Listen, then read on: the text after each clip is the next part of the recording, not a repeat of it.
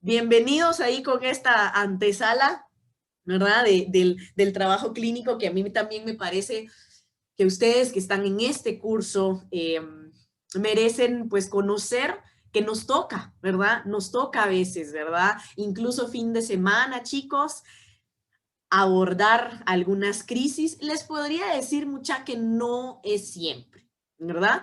Pero como profesionales de la salud, así como al médico de repente, si está de turno, puede estar en un almuerzo familiar y si le cae el viper, le cae la llamada de que hay urgencia, de que necesitan operación inmediata, el médico se despide de su gente, agarra sus cosas y sale corriendo a operar, ¿verdad? Entonces, si se van a dedicar a la clínica, si les gusta el trabajo en salud, tenemos que saber que estas cosas pasan, ¿verdad? Como les digo, desde lo nuestro, muchis no siempre es así, pero sí, por ejemplo, les cuento otro caso particular, ¿verdad? Una crisis de angustia este fin de semana con otro de mis pacientes. Rara vez, porque uno cuando hace un buen trabajo terapéutico, chicos, le enseña a la persona y le adiestra a la persona en muchas herramientas para que ellos vayan solucionando. Pero si algo debemos explicarle también a la persona es que dentro de esos recursos que está aprendiendo, una de las cosas que debe aprender es a pedir ayuda. Y cuando va pues a la primera consulta es pues el primer momento en el que se anima a pedir ayuda. Y nosotros debemos hacerle saber que somos también uno de sus recursos. Lo que yo les explico es que yo soy el último, que él debe agotar toda su maleta de herramientas, porque él tiene varias cosas. Él ha aprendido durante la psicoterapia y si de repente de verdad no puede más, no se olvide que sí estoy ahí. O sea, que yo soy un recurso último y que si necesita comunicarse conmigo, si es de verdad que no lo logró, que probó todo y no lo consigue, estoy ahí. Entonces, con ese acompañamiento, uno, es terapéutico porque la persona va empezando a sentir esa sensación de que auténticamente no está solo, ¿verdad? Y dos, pues vamos a poder acompañar y siempre va a ser una intervención en crisis, es decir, van a ser unos minutos en lo que acompañamos a la persona que se regularice por teléfono. No es una sesión, ojo, no es una sesión de psicoterapia, no vamos a quedarnos haciendo todo el proceso que haríamos en una sesión por teléfono, jamás. Pero vamos a acompañar a estabilizar. Entonces nos llama la persona y a ver, ¿te recuerdas que hemos trabajado tal? Y voy orientando y guiando, por ejemplo, un ejercicio de respiración o de relajación progresiva, ¿verdad? Para que vuelva en sí. El solo hecho de tenernos a nosotros al teléfono le da una sensación de seguridad que ayuda a empezar a calmar si estamos ante una crisis, ¿verdad? Entonces, les digo, chicos, toca, ¿verdad? Toca si ustedes se dedican a la clínica y a la atención de pacientes. El buen trabajo también es ese, ¿verdad? Ante una emergencia vamos a estar ahí. Y pues sus familiares, sus parejas saben que ustedes se dedican a la salud, entonces ya de repente, paciente, ¿verdad? Y respetan. Uno va educando también a su familia, ¿verdad? Y por supuesto, chicos, también respetando hasta cierto punto esta línea, ¿verdad? Porque creo que es un tema que ustedes deben tener claro. Nunca, nunca, ¿verdad? Nada va a ser más prioridad que su propia salud y su bienestar, y eso incluye a sus espacios de recreación familiar, a sus espacios de vínculo con sus personas, a los momentos en donde ustedes tengan para estar con ustedes. Por eso les digo que es una situación de emergencia. Es una situación clave. Por ejemplo, les pongo un ejemplo de las líneas en donde uno debe respetar eso. Si llega, a mí a veces me llegan mensajes solicitando citas, chicos, ¿verdad? Solicitando, pues, que quieren ver un espacio para, en la agenda para poder programar alguna cita. Entonces yo no programo citas los domingos, ¿verdad? Por ejemplo, por respeto a mi tiempo y a mi gente. Entonces, cuando yo tengo esos mensajes, los guardo y los voy respondiendo ya los lunes, pues a primera hora, ¿verdad? Para poder dar. Obviamente que yo trato de hacer una lectura, porque si es una persona que está en una situación de crisis, ¿verdad? Pues obviamente voy a hacer la salvedad. Es lo que les digo, ¿verdad? Poder como manejar esas como es que es difícil, cuando sí, cuando no, ¿se recuerdan? O sea, siempre el eterno depende, ¿verdad? cuándo sí, cuándo no. Vamos a tratar siempre de priorizar nuestros espacios para nosotros mismos, ¿verdad? Les digo, por ejemplo, yo cuando estoy con ustedes, estoy con ustedes. Entonces, en ese momento, chicos, o sea, yo siempre les digo a mis pacientes, cuando tú te comuniques conmigo, si yo estoy en la posibilidad de responderte en el momento, voy a responder. Pero recuerda que yo atiendo a otras personas y yo también doy clases en la universidad. Entonces van a haber momentos en donde yo definitivamente no voy a poder responder y necesito que eches mano de esto, esto y esto y vamos con los recursos, ¿verdad? Que él ya tiene mientras yo llego. Entonces la persona dice, ok. Entonces cuando ellos, hay que hacer este adiestramiento porque recuérdense que no vamos a poder contestar nunca, incluso aunque sea una crisis.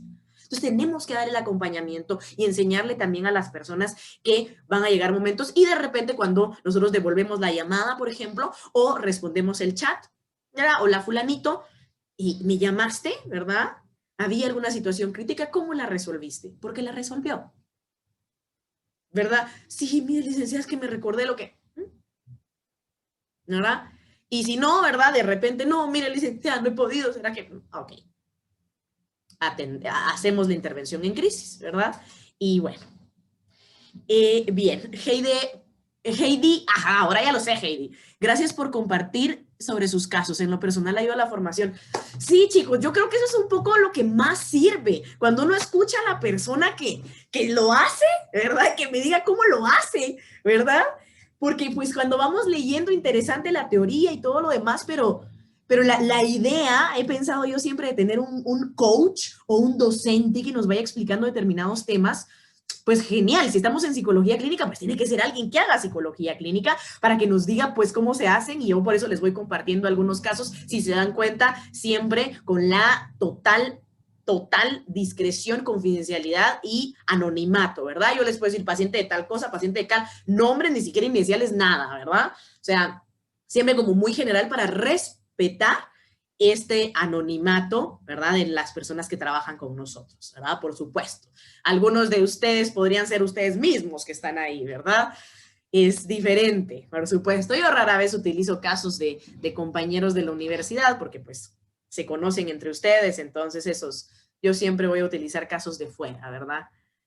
Bien, dice Javier, ¿es común que llamen de emergencia a la noche? No, Javier, no, no es común. Yo te diría que no es común.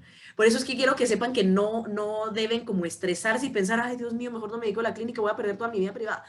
No es común.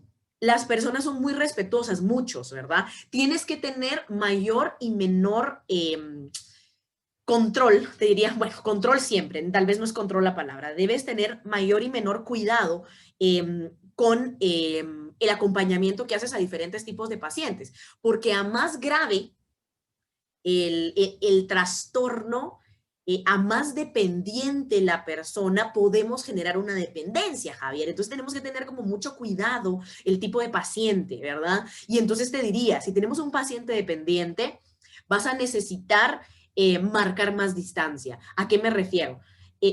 Yo te diría que a mí no me ha pasado porque ellos lo van entendiendo muy bien cuando uno les explica, pero es que si uno no les explica, las personas no saben qué hacer. Muchísimos de ellos les da muchísima pena. Recuérdense que pedir ayuda no es fácil. Entonces, a muchísimos no lo van a hacer. O sea, en todo el proceso yo he tenido, les digo, de todos los pacientes que yo he tenido, ay Dios mío, es un 5% el que habla entre consultas. O sea, es poquito. De ahí las personas saben que van a tener su sesión una vez a la semana y entonces ellos van guardando y nosotros vamos dejando estrategias como por ejemplo una de las que yo manejo general dentro de mis procesos es el cuaderno terapéutico. ¿Por qué? Porque ese es ese espacio, o sea, ese es ese símbolo del terapeuta que está presente siempre, porque en su cuaderno terapéutico ellos pueden poner ideas, pueden escribir, pueden poner cualquier cosa de lo que están procesando para que lo discutamos en el momento que tienen sesión. Entonces, la mayoría usan su cuaderno bien. Entonces, cuando llegan a la sesión, mire, licenciada, fíjese que el martes me dio una gana de hablarle, pero dijeron, ¿verdad? Uy. ¿Encendido, chicos? ¿Quién es? A ver, ¿quién es? Ah, es Wendy.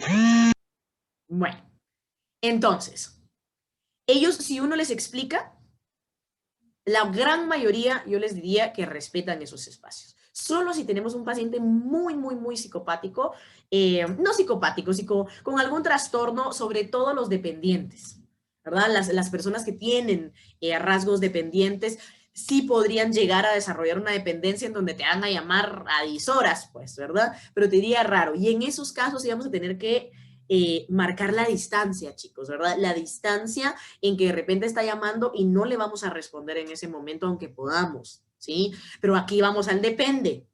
Depende del tipo de paciente, depende del diagnóstico que yo ya haya generado, ¿verdad? Eso es lo importante, ¿sí? Pero bueno, hablando de clínica y hablando de diagnóstico, chicos, eso nos toca hoy. Eso nos toca hoy, qué emoción. Diagnóstico es chilerísimo, mucha. Hablar de diagnóstico es emocionante.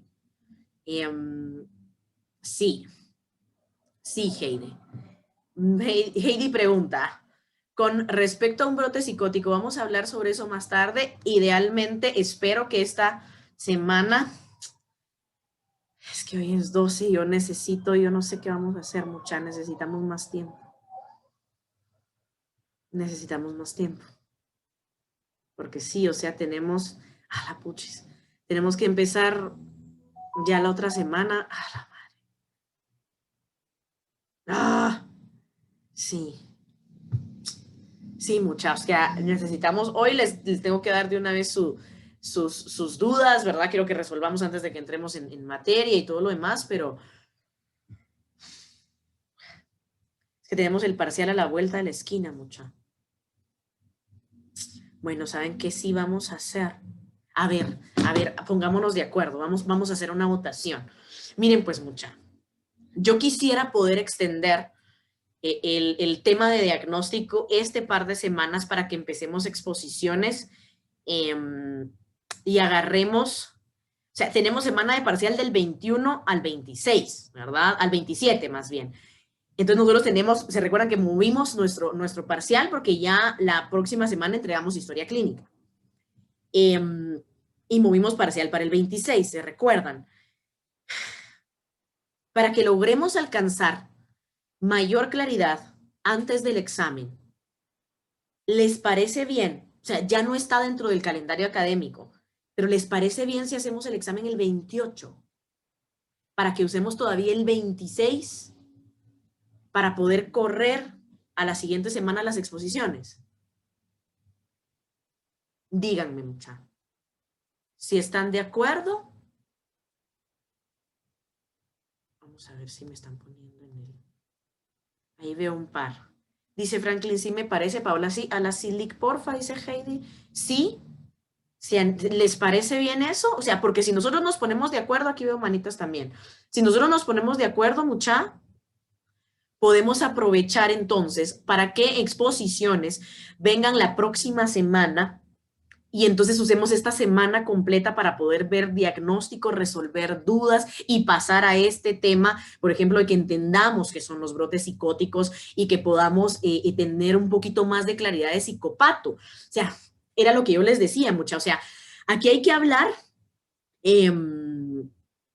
en introducción a la clínica hablamos nada más como muy superficialmente de diagnóstico y como les había dicho, no es que vayamos a diagnosticar, pero para que ustedes puedan hacer adecuadamente una hipótesis diagnóstica que tienen que agregar a su historia clínica, que ya es lo que les queda faltando nada más ahorita, más el análisis del árbol que por ahí preguntó cabal Aimé.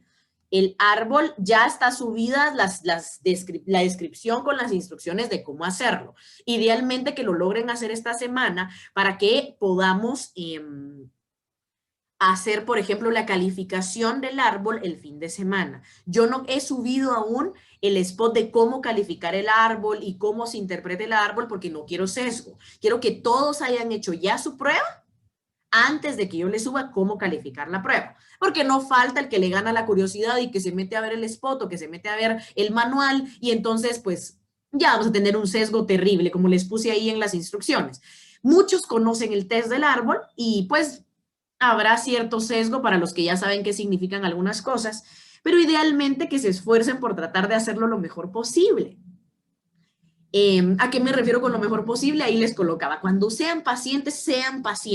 No piensen en todo lo que sepan. Respondan lo que le está pidiendo su terapeuta, dibuje un árbol y ustedes hagan un árbol y punto. Entregan y ya cuando tengamos el árbol, ya pasamos a la interpretación de los resultados, a calificar el árbol y a colocar esa sección. O sea, ahorita, chicos, ya tenemos, o sea, de su historia clínica ya llevan armado casi que todo, ¿verdad? Nos falta impresión clínica que vamos a lograr hacer con estas 2 clases de esta semana que quiero lograr, porque si no tendríamos solo esta, ya me quedaría nada más dejarles un spot a medias, pero no podríamos usar una clase para resolver dudas. Por eso es que a mí me gustan las clases porque ustedes están acá. Cambio en el spot, tenemos un documento que vamos a leer, por supuesto, pero les digo el espacio para poder generar dudas que pudiéramos extender diagnóstico este 12 y 14, o sea, hoy y el 14, y entonces ya dejamos exposiciones 19, 21 y 26, ¿sí? Y dejar el examen para el 28, ¿estamos todos de acuerdo? ¿Hay alguien que no esté de acuerdo en correr su examen? Otra cosa que me parece genial de dejarlo el 28 es que ustedes se pueden concentrar en sus otros exámenes, muchis. Y así yo los quiero todo terreno para el mío. O sea, los quiero listísimos. Yo quiero esa encéfalo a todo lo que da para que me den cienes. Andrea dice, qué bueno, de veras que eso no lo puse en la descripción. No, chicos, árbol, ¿verdad? O sea, yo les puse, ustedes pueden grabar su sesión para su aprendizaje, obviamente con la previa autorización de su pacientito, pero no entregamos, o sea, árbol como tal, no entregamos video, no, ahorita no entregamos nada de árbol, ¿verdad? Ojo, que hemos estado trabajando varias cosas que no han estado entregando, sino que todo eso va dentro de la historia clínica. Entregamos la próxima semana. Pilas, porque sí estamos a una semana. Para los que se han dormido ahí en los laureles y no han trabajado nada, se van a desvelar este fin de semana. Para los que sí han estado construyendo, entonces, tranquis, porque la historia clínica lleva un buen apartado. O sea, lo que nos falta ahorita que tendrían que hacer nada más el fin de semana sería la calificada del árbol, ¿verdad? Calificar el árbol, hacer esa sección del análisis de las pruebas aplicadas y la impresión diagnóstica. O sea, eso es todo lo que tienen que hacer ahorita. Si ustedes no han trabajado la parte de anamnesis, sí se jodieron, porque entonces sí tienen un gran chanzal, ¿verdad? Pero entonces, si ustedes están de acuerdo, chicos, podemos dejar parcial. Alguien, vi varias manitas así, entonces ahora pregunto, ¿alguien no está de acuerdo? Porque si no están de acuerdo, sí tenemos que quedarnos 26.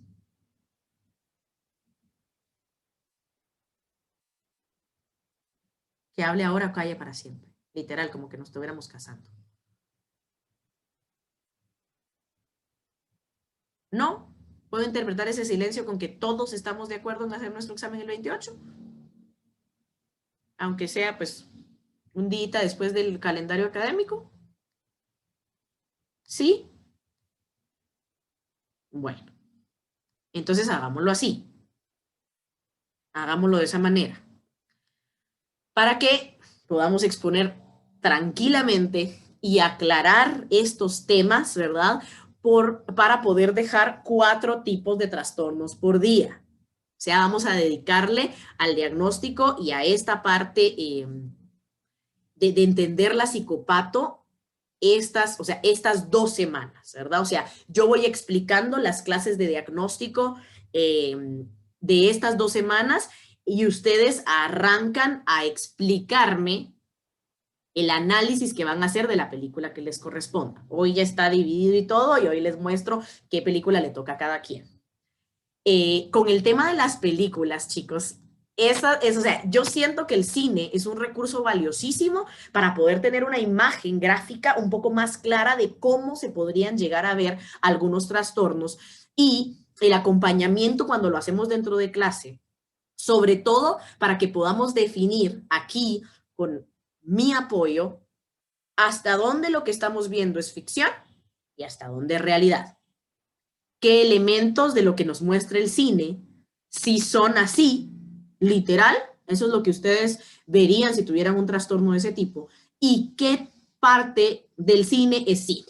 Ciencia ficción y hacerlo más grande y entonces que la película sea así como ¡a la wow! ¿Verdad? O sea, para que podamos hacer esa línea, ¿verdad? Les hice esa presentación, se las voy a subir, eso es un documento con la presentacioncita en donde están la película que le corresponde a cada grupo. analizar y van a ser los expertos de esa película, y más bien del caso, ¿verdad? Esto es como que fuéramos a hacer una especie de análisis de casos, ¿verdad? Utilizando una película como que fuera el paciente que están viendo como grupo, ¿verdad? Y van a ser los expertos el día que les toque exponer, ¿verdad? Van a ser los expertos de ese caso y nos van a explicar a todos cómo, ¿verdad? Ese diagnóstico que están viendo no es un diagnóstico como tal, pero esa impresión clínica que tienen, ¿qué tiene el personaje? Pero para eso necesitamos las dos clases de ahorita, porque no hemos visto diagnóstico, entonces ¿cómo lo van a hacer, verdad? Que era un poquito el tema por ahí, ¿cómo hago la impresión de clínica si no sé, verdad?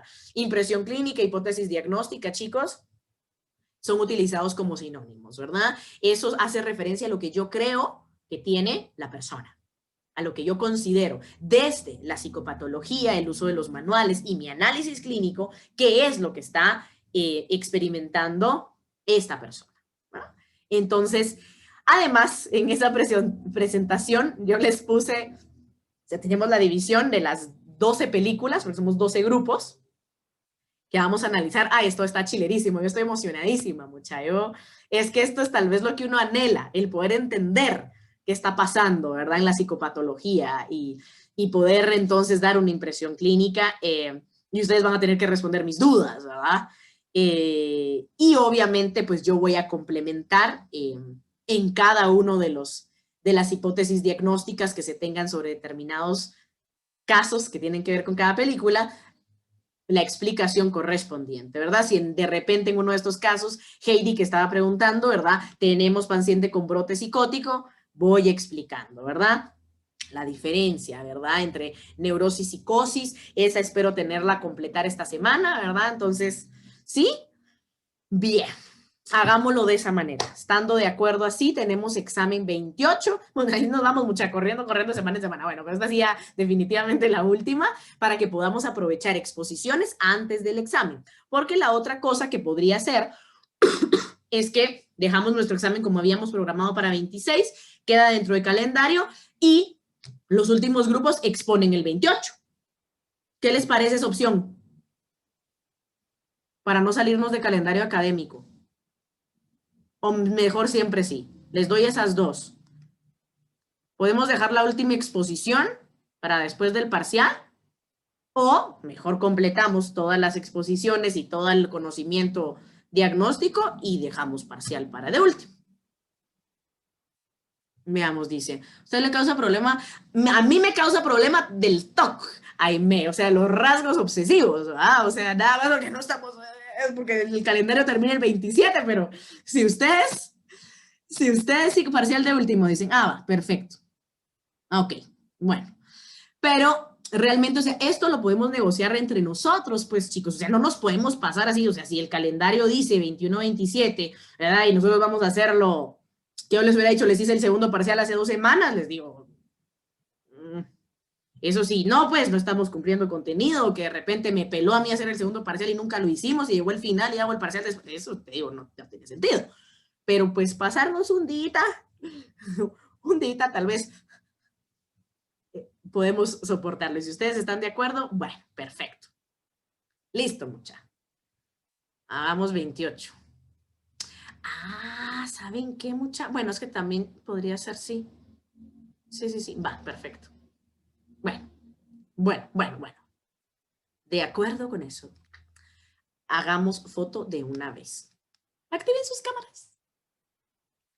Activen sus camaritas y vamos con la fotita de hoy. Esa librera de Aime como me gusta en su fondo. A ver, ahí vienen Shari, Evelyn, Jessica, Adriana ya está, Pablo no, Jessica, Javier, Amber, ahí está Pablo ya. Wendy, ¿está o no está? Pablo, bueno, viven, mueren, se fueron como están. 1, 2 y... ¡ching! Vamos a la siguiente. Voy guardando esta, espérenme un segundo. Ay, Padre bendito. ¿Qué estoy haciendo?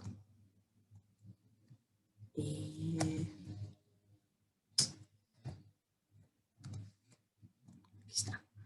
Ajá. ¿Listos? Activen reaccioncita los que no tienen. Sonríen los que... Bárbara, solo risas, ¿eh? Listos, pues. 1, activen reacción. 2 y 3. Guardada. Están los que están. Sin nada que hacer con los que no. Voy a la última. ¿Listos? Última reacción, pilas, chicos. Los que no tienen cámara, si tienen, enciéndanla, aprovechen. No se queden solo con la reacción. ¿Listos? 1, 2 y 3. Bueno, listos, pues ya la pueden quitar.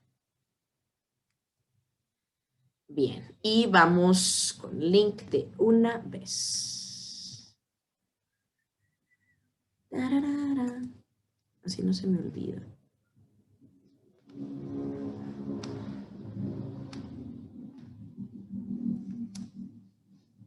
Llega, chicos. Llenemos entonces unos minutitos en lo que pasamos a diagnóstico. Ay, qué emocionante. Ay, esto es emocionante, muchacha. Igual les voy a subir un spotico, creo, extra, para hablar de los tipos, que no nos va a dar tiempo de eso ahorita, pero nos surge más ver un poco de Psicopato antes de que empiecen a ver las películas.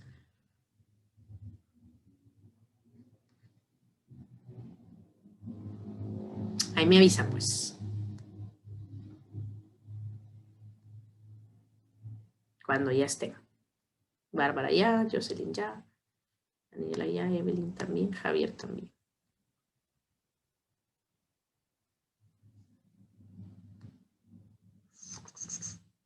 Ok. No sé por qué esta vaina a veces me da error. Me deja verlos en el chat.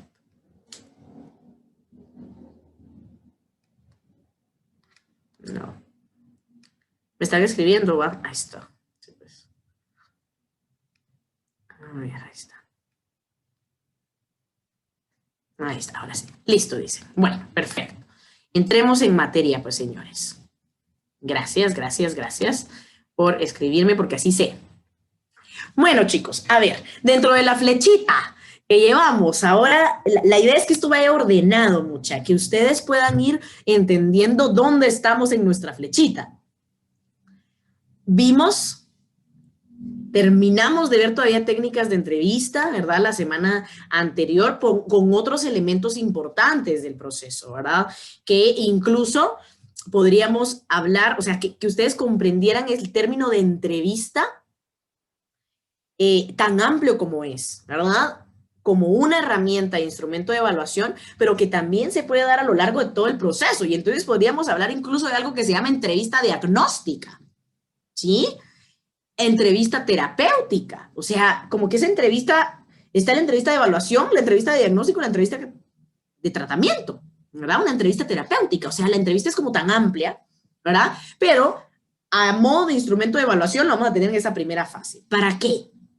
Para poder ya pasar y brincar a la flecha en donde podamos estar, en donde nosotros digamos, bueno, luego de lo que yo vi, luego de lo que yo anoté, luego de la revisión de la historia clínica exhaustiva que he hecho, después de la prueba que apliqué, la de tamizaje primero y luego la prueba que yo me di cuenta que quería revisar tal cosa, ¿verdad?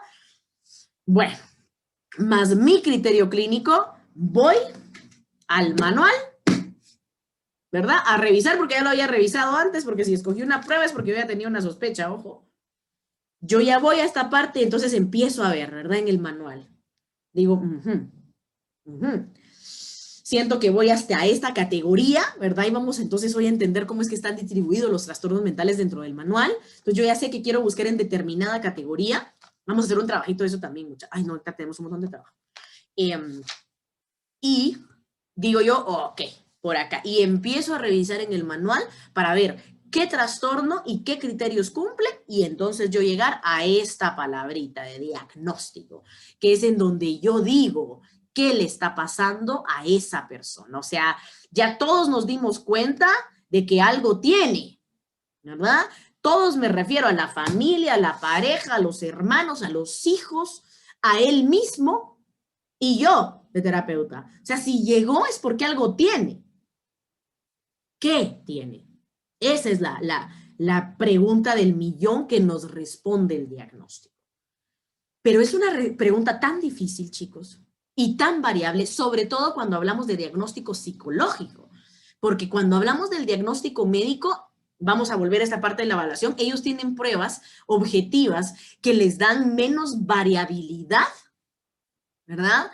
En el tema de decir qué tiene, ¿verdad? Pero incluso con los médicos. Y les diría, chicos, si algunos de ustedes alguna vez han tenido alguna enfermedad un poco extraña, que van y les hacen exámenes y les mandan laboratorios y de repente van con un médico, luego van con otro y no hay modo. Y si no ustedes, algún familiar que van y rebotan de médico en médico y nadie les puede decir qué tienen. Eso es un caso complicado, ¿verdad? Eso quiere decir que hay muchas variables, mucha comorbilidad que no nos está dejando entender qué es. Dime, Fernanda, levantaste tu mano, te escucho.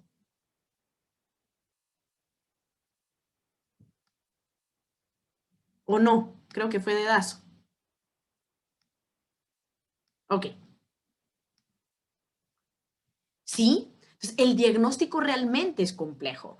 Y saben que cuando tenemos un caso complicado, o sea, en donde no lo tenemos, hay casos que son más sencillos, en donde uno dice A más B igual C, o sea, de verdad, o sea, cumple criterios dentro de todo lo que nosotros hemos visto de la clínica y lo que hemos evaluado, o sea, de veras, es muy evidente, ¿verdad?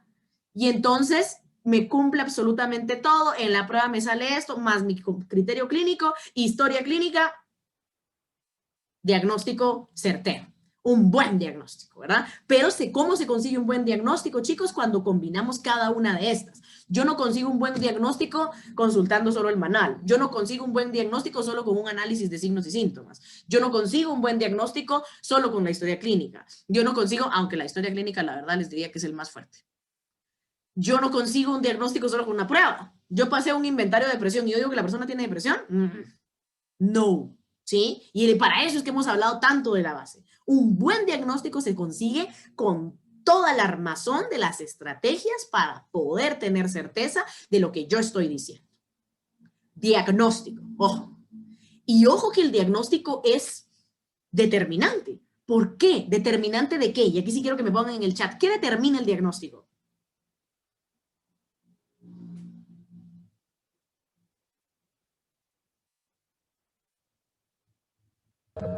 Los criterios que se cumplan según el DSM-5, los signos y síntomas que también están ahí, también lo que encasillarlos también a edades, o sea, tratándolo de encasillar lo mejor posible en lo que está en el DSM-5, pero con toda la recolección que involucra esta, pues, aunque una persona te dice como que, tengo miedo, pero es como que tienes miedo en qué situaciones.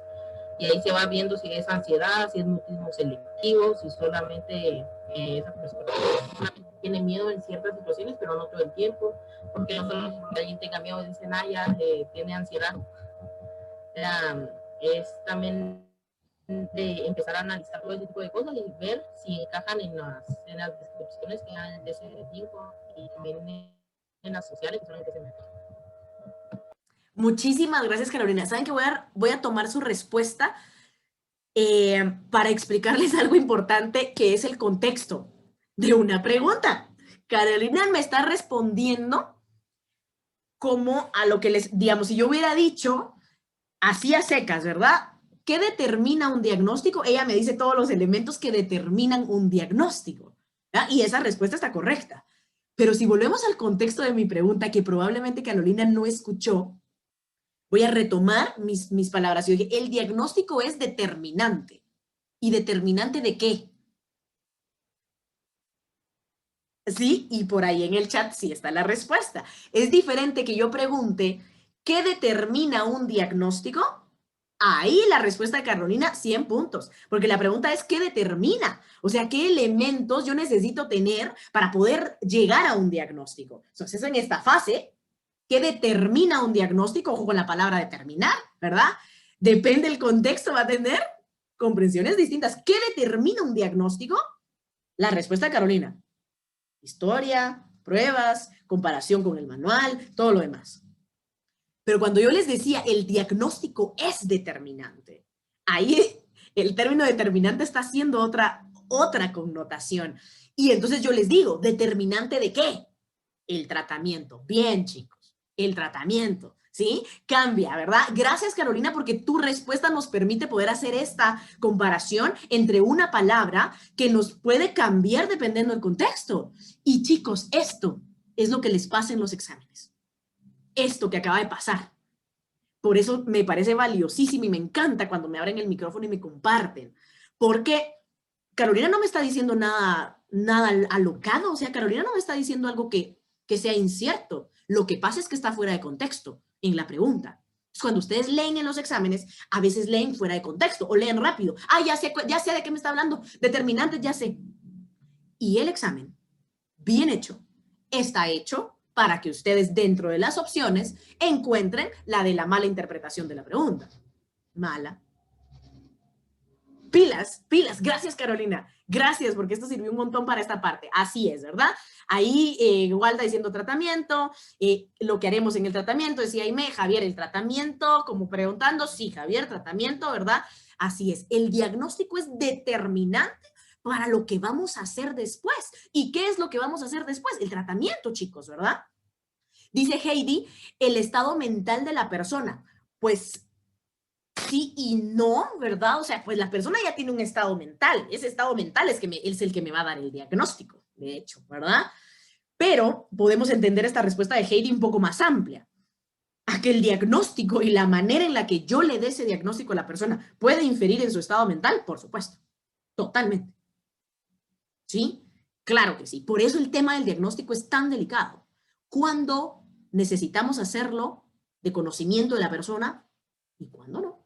Porque no siempre.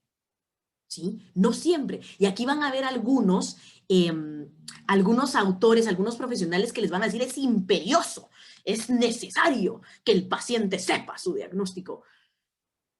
Ay, señores, es necesario que él entienda lo que le pasa, por supuesto que sí.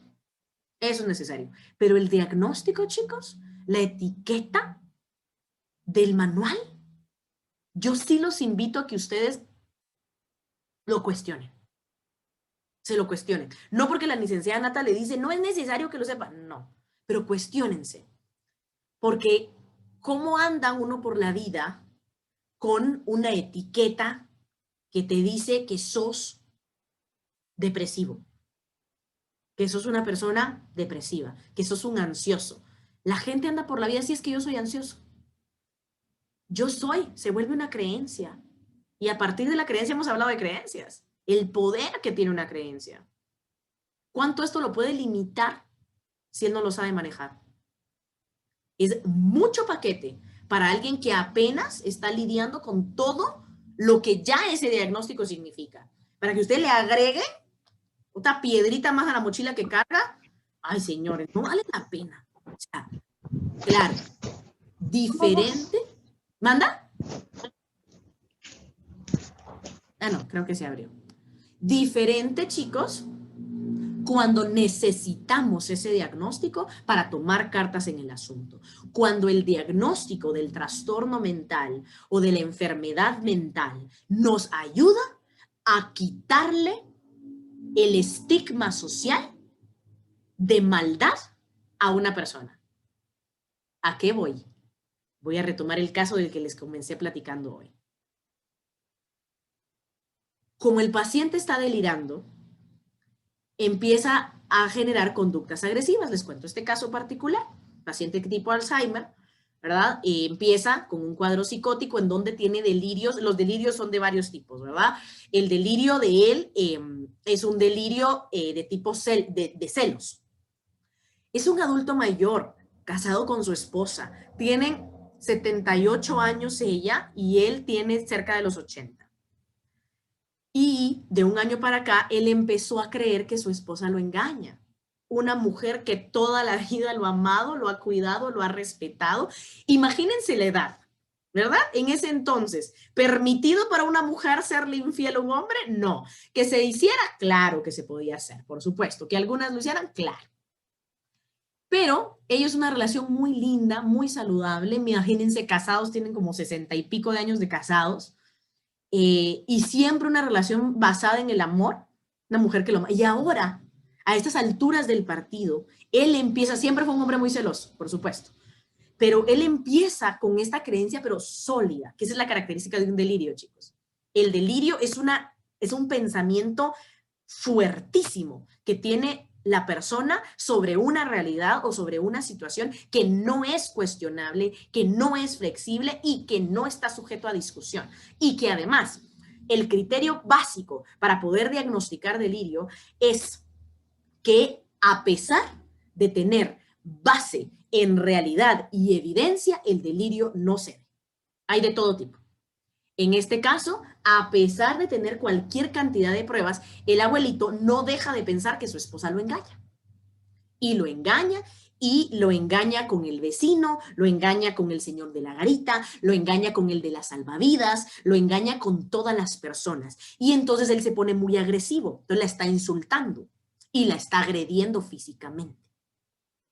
Entonces, sos una puta, sos una K, es que mira que sos una fácil, a todos les coqueteás, con todos te metes. Y entonces empieza esta agresión verbal, ¿verdad? Como que fuera un abusador, ¿verdad? Del tipo que hemos hablado varias veces cuando tenemos abuso físico y abuso verbal en las relaciones patológicas y tóxicas. Entonces empieza a usarla y la golpea, ¿verdad? Porque, o sea, porque es una puta. ¿Verdad? O sea, ¿por qué diablos? Mira todo lo que yo he trabajado por ti estos años y me estás engañando con don Juan. Y entonces, ¿qué creen que pasa? Los hijos están bravi, hijos que tienen hijos, ¿verdad? O sea, les hablo que los hijos de esta pareja tendrán 40, 50 años, pues, o sea, gente grande. Y entonces los hijos están bravísimos, ¿verdad? O sea, con el papá. Y entonces cuando no entendían qué estaba pasando, el papá está loco y el papá es el malo de la historia. Y el abuelo, ¿por qué? Porque además está agrediendo físicamente a la abuelita. Y sí, que te haces una mosca muerta y mira lo que hiciste, ya pusiste a mis hijos en mi contra por tus mentiras, ¿verdad? Y en fin, ¿verdad? Entonces el amante siempre se llama Juan, dice Carolina. Bueno, pero les digo, bien delicado, ¿verdad? Muy, muy, muy delicado. Y entonces, ¿qué sucede, mucha? Que se vuelve una persona peligrosa, ¿verdad? Porque podría, dentro de sus arranques de ira, hacerle mucho daño. Ella también es una adulta mayor, los dos son, o sea, si empiezan con este forcejeo, adultos mayores, imagínense, o sea, terrible, ¿verdad? O sea, podría ser catastrófico. Y entonces terminar los dos matándose por las gradas, ¿verdad? Cayéndose, o él asesinando a la abuelita. Y entonces, ¿qué va a pasar, verdad? Se van a tener que presentar cargos y ¿qué va a pasar con el abuelo? Va a terminar preso, ¿verdad? Y cuando se haga la evaluación de por qué mató a la abuela, ahí se llega al diagnóstico de que tenemos un trastorno neurocognitivo y con eso, ¡boom! Entonces no es prisión, sino que es hospital psiquiátrico. Pero de cualquier forma va a terminar los últimos años de su vida miserable por una situación que un diagnóstico temprano nos puede explicar.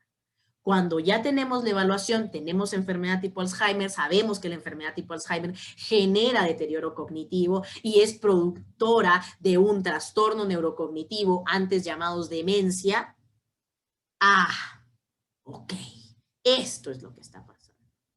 ¿Por qué? O sea, esa pregunta del por qué. Y entonces aquí vamos a la personalidad premórbida, ¿verdad? O sea, una persona que había sido siempre trabajadora, respetuosa, adoraba a su esposa, celoso, sí, pero jamás agresivo. Nunca. Ponerle una mano encima a su mujer, jamás. A estas alturas de la vida empieza a mostrar este cambio conductual tan drástico. Dice uno, esto no pinta bien. Y cuando sabemos de psicopatología, de buenas a primeras nos empiezan a contar eso, se nos alumbra el floquito, ¿verdad? Y entonces, ay, sí, pues, ¿verdad? Entonces, un par de preguntas, ¿verdad? ¿Y él había sido de esa manera antes? Esa es una pregunta en cuanto a qué. a personalidad premórbida. No, jamás. Mi papá, sobre todo, él es muy educado. Él siempre ha sido muy correcto y muy en contra, ¿verdad? Siempre nos enseñó a nosotras, a mis hermanas y a mí, por ejemplo, las hijas, ¿verdad? Que no debíamos permitir que ningún hombre nos pusiera la mano encima. Entonces, no cuadra. Entonces, eso nos va orientando hacia el diagnóstico. Aquí hay algo más. Aquí hay algo más. Entonces, por ejemplo, vamos a tener alguna evaluación médica, ¿verdad? Que nos pueda ver cómo está funcionando un electroencefalograma, cómo está funcionando esa corteza, para poder tener entonces ya el diagnóstico neuropsicológico detrás también, neurológico y neuropsicológico de cómo está funcionando ese cerebro y, sí, pues trastorno neurocognitivo. ¿De qué tipo? Tipo Alzheimer. En este caso, ¿verdad? El 60% de los trastornos neurocognitivos, chicos, son de tipo Alzheimer. Pero ojo, que no todos los trastornos neurocognitivos son producto de Alzheimer, ¿verdad? Algunos son producto, por ejemplo, de una enfermedad vascular, otros por cuerpos de Lewis, en fin, ¿verdad? Hay muchísimos. Eso los irán viendo ya más adelante cuando vean cada uno de los tipos de trastorno. Y a ver, algo que sí quiero, ya que estamos hablando de este caso, que se les quede de una vez. Cuando yo digo trastorno neurocognitivo, ¿a qué trastorno me estoy refiriendo? Comúnmente conocido, cómo se le dice en la calle y cómo se le decía antes a ese trastorno. Típico del adulto mayor. Colóquenme ahí, a ver si me han entendido lo que he estado diciendo ahorita, porque ya lo dije. También, así es, demencia, ¿verdad? Demencia senil, ¿sí? Exacto, bien, chicos. No utilizamos ese término. Ahora el término trastorno neurocognitivo. Pero todavía vamos a poder ver que algunos neurólogos, que algunos psiquiatras, que algunas personas todavía de la vieja escuela nos van a diagnosticar a nuestros abuelitos con demencia, ¿verdad? Entonces ustedes ya saben qué es demencia. Demencia es un trastorno neurocognitivo. Y preguntamos, ¿por qué? ¿Verdad? O sea, ¿demencia de qué tipo? Perdone. ¿Verdad? Para que nos pueda explicar entonces el médico, si es el que está haciendo el diagnóstico, o que nos pueda explicar el neuropsicólogo, qué tipo, ¿verdad? Realmente va a ser generalmente el neurólogo y el médico que nos va a hacer, el geriatra, ¿verdad? Que nos va a hacer las evaluaciones en pruebas objetivas médicas para decirnos de qué tipo es, ¿verdad? Porque nosotros no analizamos cerebro, ¿verdad, chicos? ¿Verdad? Nosotros no tenemos, no es que ustedes tengan el encefalograma y ustedes vayan, no. Entonces ahí necesitamos apoyo del neurólogo, apoyo del psiquiatra, generalmente neurólogo, les diría yo, ¿verdad? Psiquiatra para medicar si tenemos un caso como este, que no solo es trastorno neurocognitivo, sino que además está acompañado de episodio psicótico, ¿verdad? Porque tenemos trastorno delirante también. Entonces, aquí vamos con el diagnóstico. Si se dan cuenta, no es una cosa, es otra de las cosas importantes del diagnóstico. Rara vez hay algo que se le llama purismo. Purismo del diagnóstico, anótenlo por ahí. El purismo es tratar de decir que la persona tiene una cosa. Eso, chicos, el purismo en un diagnóstico es rarísimo. Yo les diría a la madre 0.0001. O sea, no pasa. Lo que siempre vamos a encontrar es una comorbilidad. ¿Qué significa comorbilidad? Un diagnóstico comórbido. ¿Qué significa eso? Aquí Wendy dice, es difícil porque aunque haya diagnóstico y esté medicada la persona, la familia ya no vuelve a ser la misma. Tengo una familia que son mi cliente que tuvieron que poner reja en la puerta de la calle porque el papá se sale y ha desaparecido varias veces y no se puede quedar solo porque abre las llaves del gas. Así es, Wendy. La vida con este diagnóstico, porque aquí ya nos vamos para adelante, con este diagnóstico, señores, tenemos un cambio radical. No solo para el paciente, sino que para la familia entera. A más severo el diagnóstico, más grandes las consecuencias de la familia y de la persona. Entonces, ¿qué toca, Wendy? El acompañamiento, importantísimo, el acompañamiento de un profesional. ¿Por qué? Porque entonces el paciente que trabaja conmigo no es el señor, es la esposa. Entonces, ¿qué hago? Yo no trabajo, ¿verdad? O sea, el señor que tiene el trastorno neurocognitivo está ahorita medicado, ¿verdad? Con el neurólogo y el psiquiatra, ¿verdad? Entonces él está trabajando ahí. ¿Por qué? Porque el paciente psicótico se resiste a la psicoterapia. No quiere, porque adivinen qué, no está loco, ¿verdad? Entonces el abuelito está resistente, es agresivo, ya lo intentaron, ¿verdad? Que fuera con un terapeuta casi que mata al terapeuta, ¿verdad? Y le dice, yo ya me sé todas sus cosas, usted es igual otro de mis enemigos, junto con mis hijos y mi esposa, yo no me voy a tomar absolutamente ninguna de esas basuras que usted me dé, uy, uy, uy, ¿verdad? Muy agresivo, ¿verdad? Violento el paciente psicótico.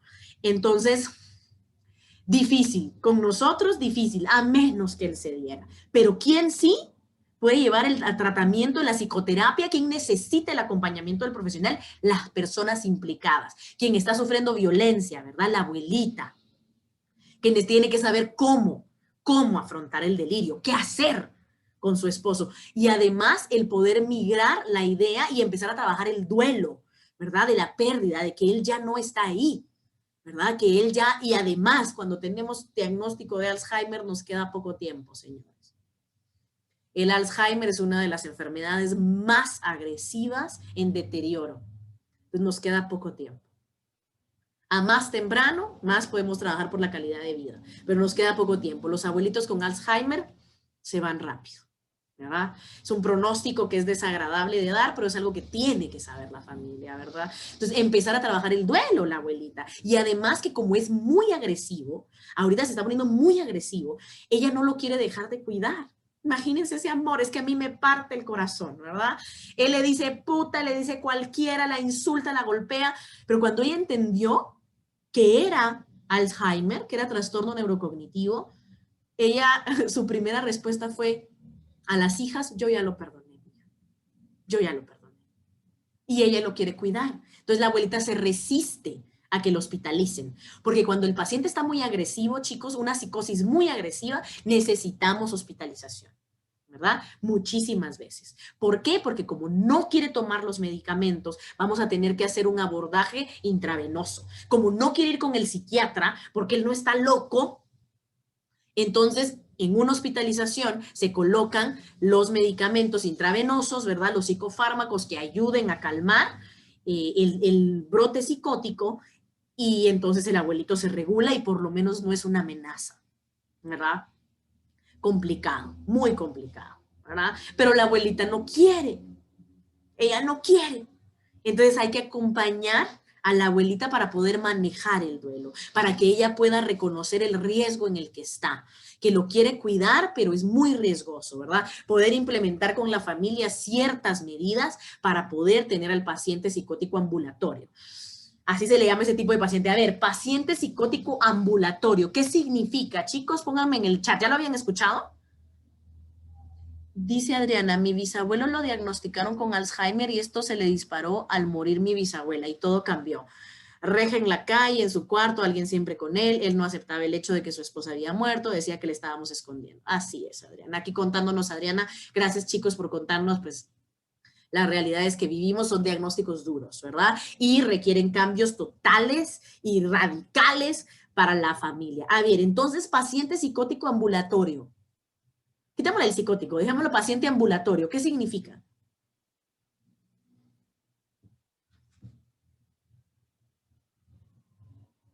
¿No? ¿Sí? ¿Qué es por momentos, dice Aimé? Ese es episódico.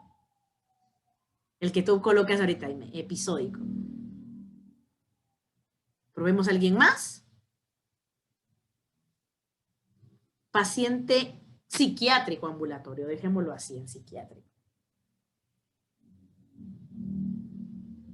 ¿No? ¿Sí? Bueno, dos tipos de paciente. Que se escapa o se mueve mucho, dice Franklin. Debe ser revisado de forma regular, dice Ligia. Generalmente los pacientes tienen que ser revisados de forma regular. Pero el paciente ambulatorio, chicos, es el paciente que no está recluido en un hospital o en una clínica de cuidados constantes. Exacto, Belén. Exacto, que no está hospitalizado. Ese es el paciente ambulatorio. O sea, la mayoría de pacientes que ustedes van a atender no están hospitalizados, ¿verdad? Son pacientes que pues están por la vida, ¿verdad? Tenemos pacientes psicóticos ambulatorios, muchísimas personas, incluso chicos que podrían ustedes conocer, tienen diagnósticos de esquizofrenia. La esquizofrenia es mucho menos peliculizada de lo que ustedes han visto en la tele, ¿verdad? No todos los pacientes que tienen esquizofrenia son agresivos, ¿no? muchos son funcionales, levemente funcionales, ¿verdad? Tienen mucho problema con la gente, andan por ahí por la vida sufriendo mucho y haciendo sufrir. Ese es el problema. Pero muchos son ambulatorios, muchísimos, un montón. Raro es que realmente logren, hasta que es muy grave, la gravedad es así extrema, ¿verdad? Es en donde ya requerimos la hospitalización, ¿verdad? Y les digo, chicos, lo que pasa es que la hospitalización está vinculada al término de manicomio. Y voy a regresar a las primeras clases. ¿Por qué necesitamos cambiar el término manicomio? Porque entonces la gente cree que un hospital psiquiátrico es para los locos. Y no, señores. Un hospital psiquiátrico es lo mismo que es un hospital. O sea, el hospital, chicos, si ustedes tienen COVID, si a ustedes les da COVID, ustedes pueden tener un COVID leve y van a necesitar estar aislados y en su cuartito y descansando y esperando que se les pase la gripona, diría Yamatei, si es leve. Pero si tienen un COVID grave, ¿qué va a pasar? ¿Necesitan hospitalización? Claro, porque necesito un respirador y ese no lo tengo en mi casa. ¿Vale? Exactamente igual con los trastornos mentales. Si yo soy demasiado agresivo, demasiado violento por un trastorno psicótico, por ejemplo, si yo estoy en un punto depresivo tan grave que yo de verdad no estoy comiendo, mi sistema, o sea, ya le dan de comer al paciente depresivo y el paciente depresivo vomita la comida, nada, o sea vamos a tener que mantenerlo vivo con suero. ¿Necesito hospitalización? ¿Vale? Necesito que logren entender esta diferencia entre el paciente ambulatorio y el paciente hospitalizado. No es porque está más loco, es porque tiene un cuadro mental más delicado y necesita psicofármaco. Y como la gente se resiste al psicofármaco, vamos a necesitarlo vía venosa. Necesitamos hospitalizar, necesitamos aislar, porque la persona se está volviendo un riesgo para él mismo y para los demás.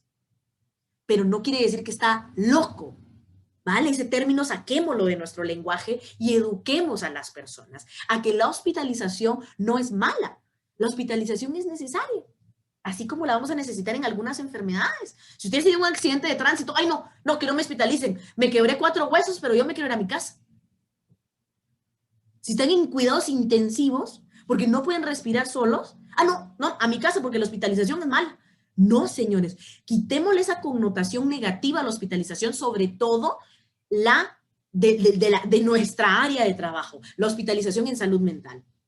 Porque si tenemos un cuadro grave, no tengamos miedo a la hospitalización, para eso existe. Y existen, obviamente, ¿qué le tenemos miedo? El Hospital Psiquiátrico Nacional. Tiene muy mala fama, pero les cuento que ni es tan malo a como se vende, ¿verdad?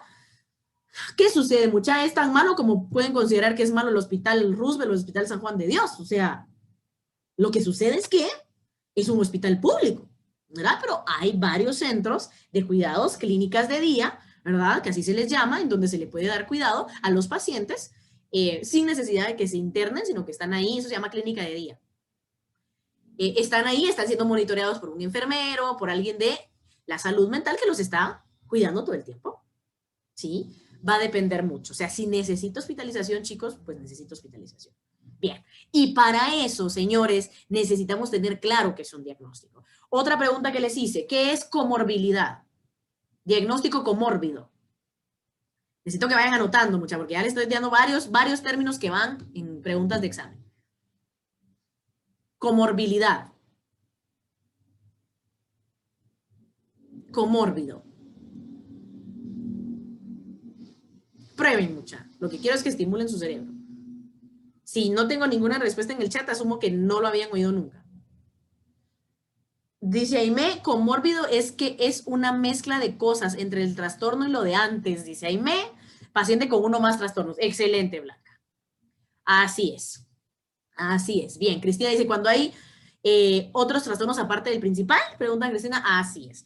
La comorbididad, para que ustedes entiendan qué significa morbilidad, mórbido viene de enfermedad, ¿sí? Procesos mórbidos. Mórbido es enfermedad. Atemos con un término que ya tenían con esa palabra. Personalidad premórbida. Mórbida es enfermedad. Premórbida antes de la enfermedad.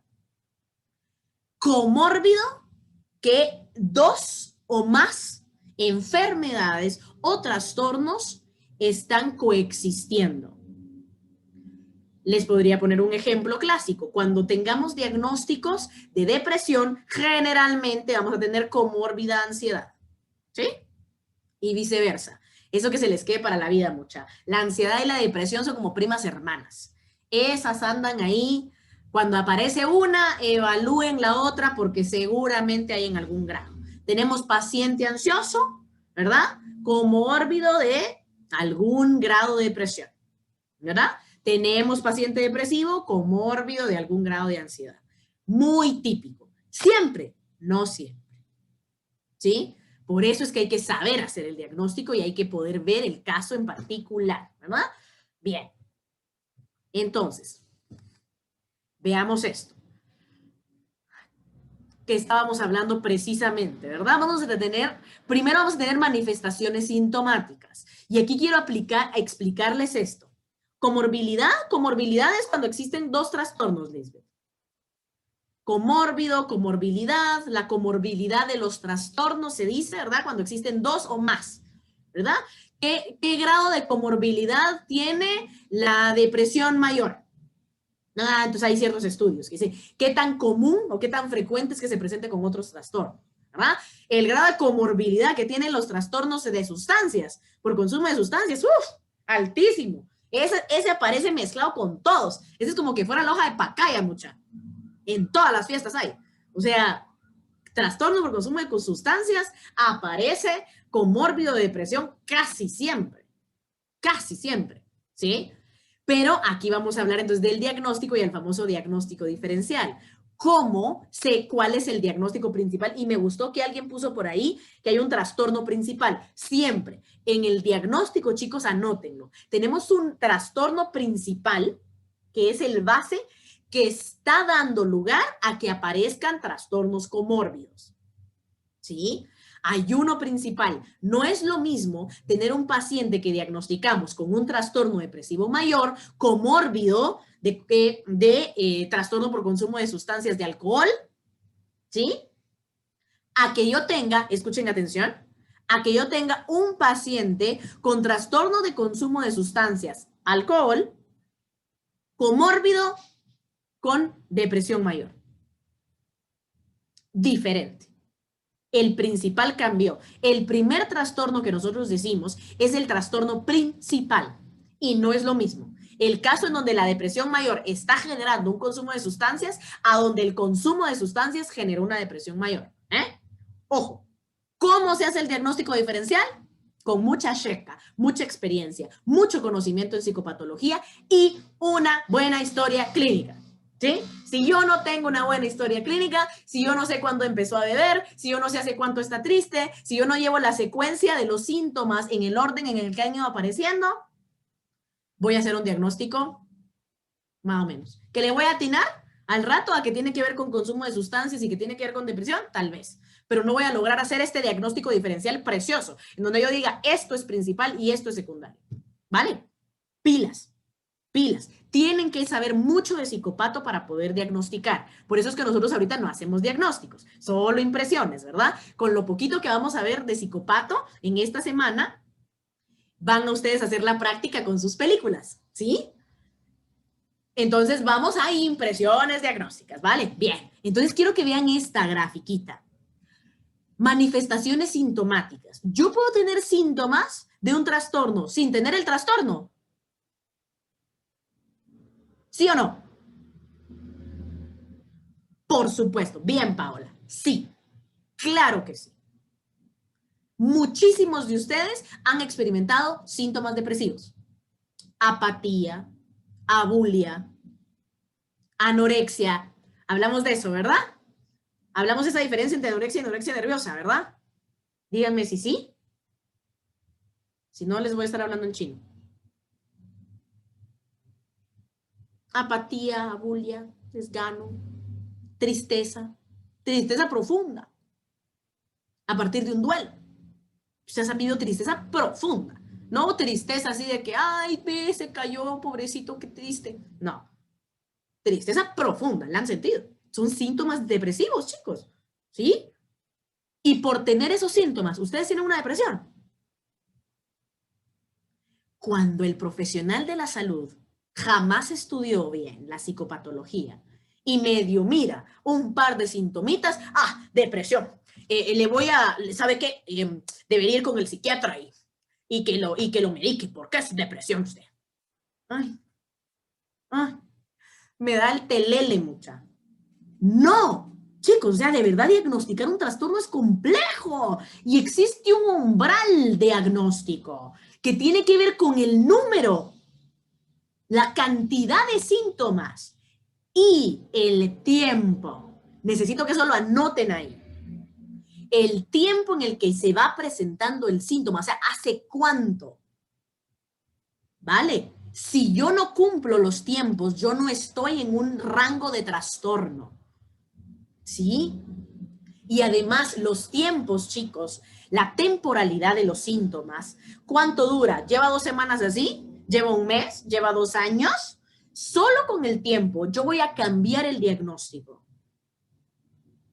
Que pasemos a bueno, y ahora que en DSM-5 ya no la van a encontrar como distimia, pero todavía la van a poder encontrar, que pasemos de hablar de una depresión a una distimia. Tiempo marca eso. Que podamos hablar en un diagnóstico diferencial, que es un trastorno de estrés agudo o que es un trastorno de estrés postraumático. ¿Qué marca la diferencia? El tiempo. Cuando una persona es asaltada y le pusieron la pistola aquí en la cabeza y está esas semanas después, no duerme, no come, tiene flashbacks, tiene mucha tensión, ataques de pánico, ¿sí? Eso todavía está en criterios de estrés agudo, ¿sí? Hasta que pase la temporalidad, podemos hablar de estrés postraumático. Y la intervención temprana y oportuna, cuando pasa una situación, señores, determina que nosotros avancemos a algo más grave, como un trastorno de estrés postraumático, a que resolvamos un trastorno de estrés agudo. A más temprana la intervención, mejor el pronóstico. Eso que se les quede. A más rápido hacemos algo al respecto, más positivo el pronóstico.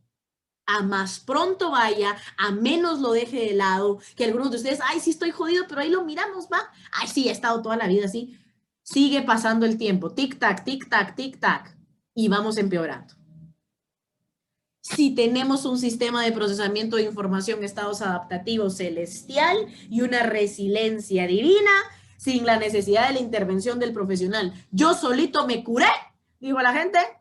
Claro, el porcentaje es muy bajo de las personas que logran hacer eso. Y realmente me curé. Mire, yo la verdad es que ya superé lo de mi papá, ¿verdad? O sea, si él murió hace algunos años y yo a mí ya no me afecta. Tal vez ya no estás llorando ahora y tus mecanismos de defensa te están haciendo la UPA, pero cuando venga más adelante alguna situación diferente, si tú realmente no lo trabajaste de manera óptima, te va a tirar al suelo. Y no con un duelo, con otra cosa, ¿verdad? Ojo, ojo, a más pronto lo resolvamos, a más rápido sanemos la parte emocional, a más vaya lo mismo que les dicen los médicos, ¿verdad? ¿Por qué no vino antes? Le dice el médico, cuando ustedes ya tienen el ojo así, tenían un escupelito así chiquitito y llegan con el ojo así, les está escurriendo el pus. Ay, ¿hace cuánto tiempo que está así? Le pregunta el doctor. Ay, como 2 meses, doctor. ¿Y por qué no había venido antes? Ay, es que pensé que se me iba a quitar. Misma cosa, señores, lo mismo con salud mental, solo que aquí peor. Aquí sí estamos peor. O sea, cuando ya estamos aquí en el deterioro altísimo, vamos a ver. Este abuelito que hoy les cuento, manifestaciones sintomáticas debe haber tenido hace mucho tiempo. Pónganle atención a las primeras cosas que pasen, ¿verdad? Accidentes cerebrovasculares, chicos. Empieza la persona, se empieza a torcer su carita. ¡Ay, le dio un coraje, ve! Le vamos a servir un tecito de tillo. Ya está.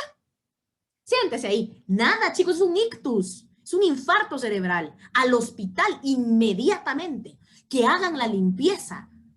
De inmediato. Porque si es isquémico, que nos den un medicamento anticoagulante para que se rompa el trombo, para que se rompa el émbolo, ¿sí? pero que pare inmediato. Ay, no, ya se le va a pasar al abuelito, un coraje le dio.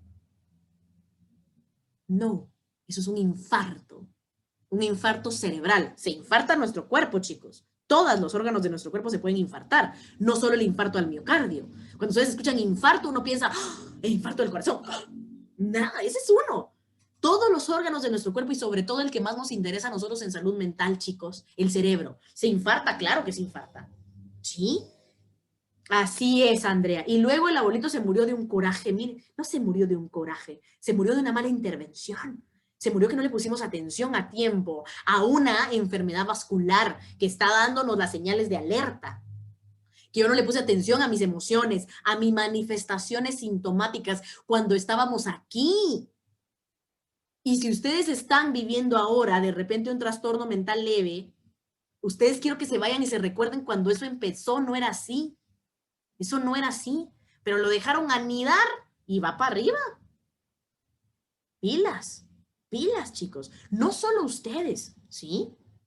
Sino que también a las personas de sus entornos, ¿verdad? Entonces vamos hacia arriba, ¿verdad? Entonces aquí está el umbral, ¿verdad? Cuando los síntomas son pocos o ningún síntoma excedido, pero sí hay bastantes síntomas, podríamos, con la historia clínica, correlacionando todo lo demás, tener un trastorno mental leve, ¿verdad? Pero cuando correlacionamos el número de síntomas y el tiempo, ya nos vamos para acá.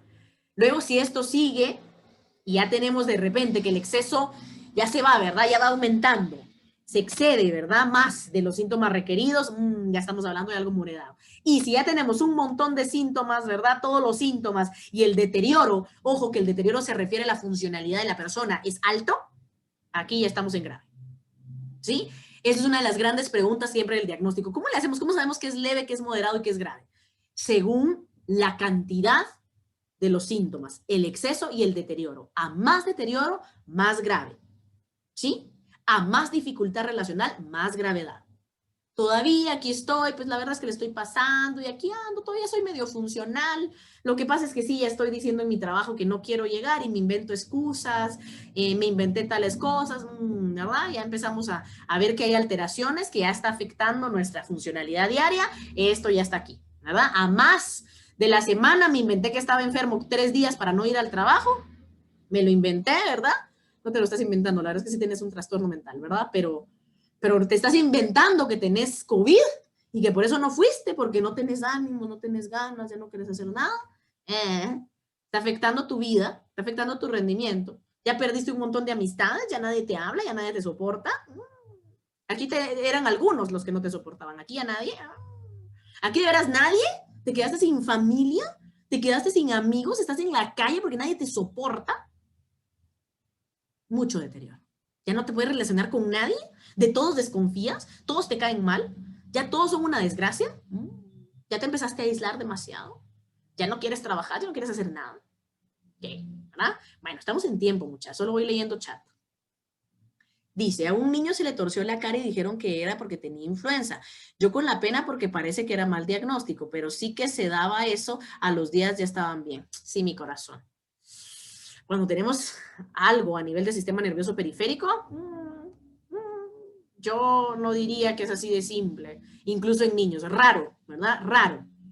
Pero eso no es solo la influenza, o sea, depende si la influenza está generando la alteración a nivel del sistema nervioso periférico, y eso es lo que estamos viendo, te diría, listo, sabrá mejor el médico, y hay que ver el caso, ¿verdad? Pero que la afección no haya sido por una enfermedad vascular, sino que realmente la influenza está generando determinada presión, hay alguna inflamación en algún lugar, y eso nos está, por ejemplo, presionando a nivel de tallo cerebral el séptimo nervio craneal, entonces estamos teniendo alguna alteración facial, ¿verdad? Te digo, en el niño, ¿verdad? Por la inflamación que tiene, por la fiebre, ¿verdad? ¿Sí? Te digo, ok, bueno, es por influenza, pero ahí va a depender del caso, ¿verdad? Ojo, no siempre, ¿verdad? Alguna alteración al sistema nervioso periférico, pero yo les digo, un abuelito, chicos, la probabilidad de que sea un ictus es enorme. Entonces, vamos, de una, vamos. ¿Qué es lo mejor que nos puede pasar? Que nos digan que nada, listo. Pero que nos digan sí, gracias por traerlo, vamos a intervenirlo de inmediato, antes de que se nos muera, ¿verdad? Y que digamos, ay, el abuelito se murió de un enojo, mira. El enojo no fue. Las emociones no matan, chicos. Bueno, depende cómo la quieren entender. Pues matan si no están bien controladas.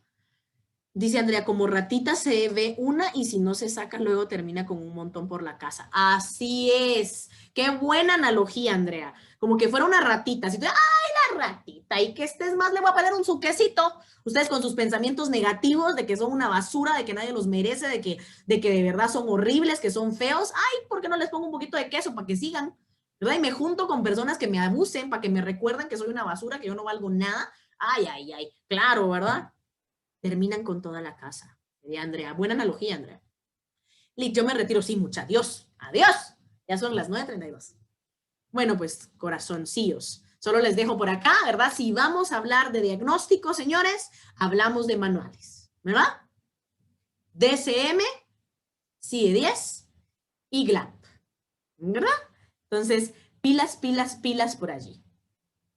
¿Verdad? Aquí, bueno, pero vamos a revisar esto el miércoles.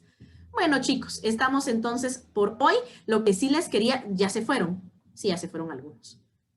Lo que les quería enseñar antes de subírselos era solo para que vean los que están todavía aquí. Quiero enseñárselas. Vamos a dejar esto grabado para que cuando lo vean en el aula virtual sepan qué es, ¿verdad? Y sepan qué les toca. Todavía tenemos que hacer la clase el miércoles para que nadie entre en pánico, ¿verdad? Así es, cabal, Jessica, eso es precisamente. Entonces, ¡ay, qué emoción, mucha! Esto va a estar nave. Bien, entonces, chicos, mándame un correíto, Pablito. Esto mándame un correíto, ¿va? Para que yo me ponga en contacto contigo y así hablamos de esas dudas.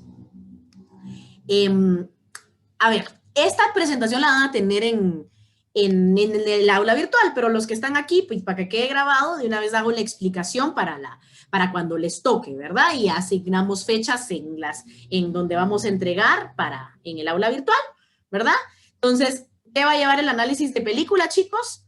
Es en grupo, ¿verdad? Por supuesto, es en grupo. Lleva una sinopsis de la película, que es una sinopsis, una breve. Y breve, ¿verdad, chicos? O sea, ¿de qué se trata la película? O sea, una descripción de la película, o sea, la encontramos en internet, ¿verdad? O sea, ¿de qué se trata? Y breve. No quiero que sea más de media página exagerando no, media, mucha media. Media página, poquito, ¿sí? Un par de párrafos de la sinopsis de la película, o sea, ¿de qué se trata? ¿Sí? Así es, Ricardo. La sinopsis es el resumen del resumen, ¿verdad? No quiero que me cuenten la película. Entonces, cuando el personaje llega, ella le dice y luego, no, que me vayan a hacer un traspaso de los diálogos del guión. No, señores. Una sinopsis. Daniel preguntando, ¿esta semana no se entrega nada? Solo vamos a ir recolectando. Así es, Daniel. Esta semana solo ya les subo también al aula virtual para que puedan calificar el árbol. Esta semana lo que tienen que hacer es el árbol, ¿sí? Y empezar a organizarse con su grupo para esto. Pero no entregamos nada hasta la otra semana. Bueno, luego, ¿verdad? Vamos a escoger, ustedes escogerán su personaje que van a analizar, porque hay películas que tienen varios, ¿verdad? Generalmente es el personaje principal, ¿sí? El personaje principal, el que está mostrando la patología, ¿verdad? Datos generales de ese personaje, lo que logremos sacar, porque recuérdense que no es que el personaje esté llegando a la entrevista con ustedes, sí, Liz, los mismísimos grupos. No es que esté llegando, ¿verdad? La persona a la entrevista, entonces lo que logren cachar, como son un equipo, ¿verdad? Todos van a ver la película, entonces lo que logren cachar, ay, aquí dijo su nombre, ¿ve? Ay, aquí alguien dijo su apellido, entonces van juntando esos datos generales. ¿Cuántos años tiene? Al rato de repente no dice en ninguna parte de la película qué edad tiene, entonces pueden colocar una inferencia, ¿verdad? Con lo que están viendo, ay, ustedes calculan que tal vez tendrá entre 25 y 30 años, tal vez tiene entre 60 y 70, ¿verdad? ¿Sí? Adiós, chicos. Esto queda grabado solo para que lo revisen las instrucciones. Sí, estas son solo las instrucciones. Esto ya no es clase. Así es, un personaje por grupo, Gabriel. Un personaje por grupo. El personaje de la película. Como les digo, muchas veces en muchas películas es el personaje principal. ¿Sí? Pero a veces, si ustedes quieren hacer de repente un doble, porque hay unas películas que sí tenemos de todo ahí, yo les diría, escojan uno. Escojan el más patológico. ¿Sí? Luego, historia del problema. ¿Cómo? No es que se las cuente la persona, pero ustedes necesitan ver qué necesitamos en historia del problema. ¿Cuándo empezó? ¿Desde cuándo viene este malestar? ¿Verdad? ¿Qué pasó? ¿Qué sucedió durante la película para que la persona tuviera esto? De repente vamos a ver, recuérdense que la película está hecha, me encanta la película porque está hecha como la vida real. O sea, vamos viendo de repente lo que está pasando de último, pero en un pedazo de la película nos salen escenas del pasado. Entonces ahí vamos construyendo la historia en equipo, ¿verdad? Van construyendo, no, mira, es que hay un pedazo en la película en donde sale tal cosa. Eso pasó antes. Tener razón, eso va antes, ¿sí? Historia del problema. Signos y síntomas, los dos cuadros que ya conocemos. Un cuadro de signos, un cuadro de síntomas con la clasificación, ¿verdad? Físicos, cognitivos, emocionales, conductuales, ¿verdad? Y personalidad, vamos con la personalidad básica, que ya saben sacar personalidad básica del personaje, y la personalidad premórbida, cómo era antes, ¿verdad? Si tenemos algún caso en donde no hay personalidad premórbida, porque desde el nacimiento hay trauma, eso se coloca en personalidad premórbida. Desde el nacimiento existe el trauma. No aparece personalidad premórbida porque el trauma inicia desde el momento en el que inicia la vida. Les digo porque hay un grupo que le va a tocar poner eso. No les voy a decir quién, ¿verdad? Y la impresión diagnóstica. Obvio, ¿verdad? Obviamente la clase del miércoles nos va a dejar más claro cómo hacer esto, porque vamos a ver un poco de lo de los trastornos y van a buscar los criterios del DSM.